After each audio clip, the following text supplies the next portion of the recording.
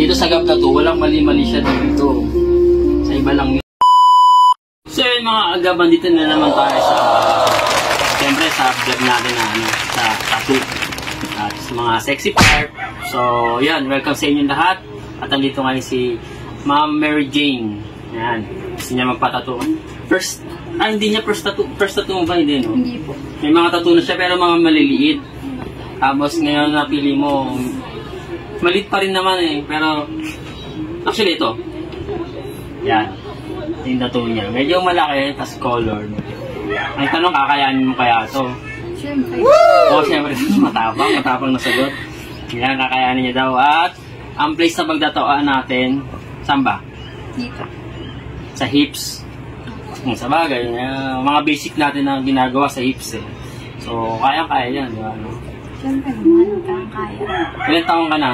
18. Happy No. birthday. Totoo. Oh, 18 nga ako. Happy Talaga ba? birthday to you. Ito, ano siya? 2005. 2005. Mamaya na natin i-subtract.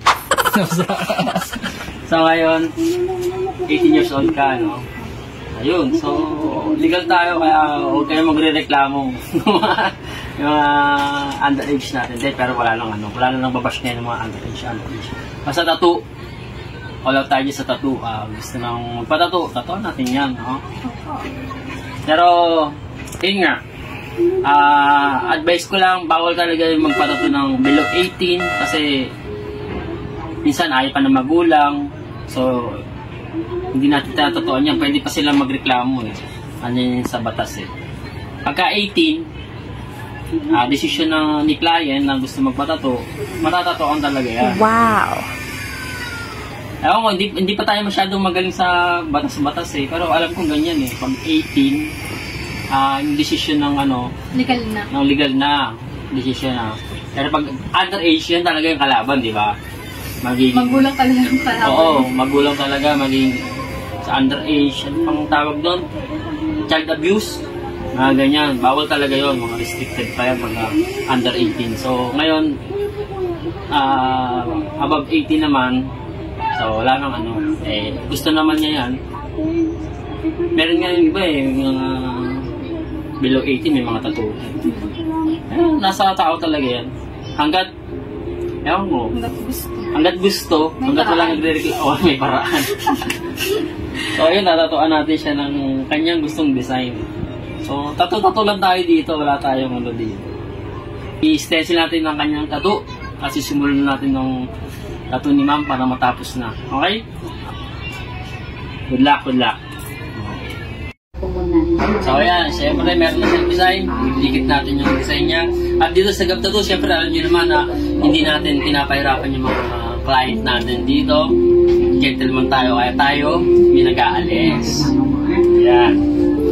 So, ma'am. Huwag niyo napansinin yung yung mga naimatay yan. Kaya hindi na tayo yung mga naimatay.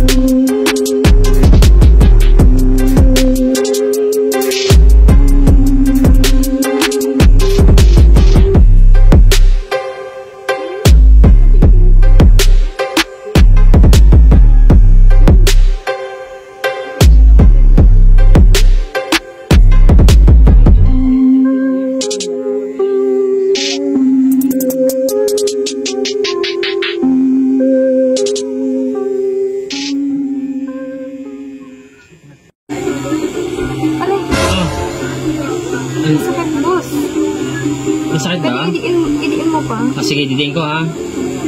Ayan. Oh, dinig ko na. Hindi dyan. Sa ano? Sa gitna. Sa gitna? Bakit sa gitna? Parang masarap. Sige. Dapat ko pa Sarap na? Oo. Ayan.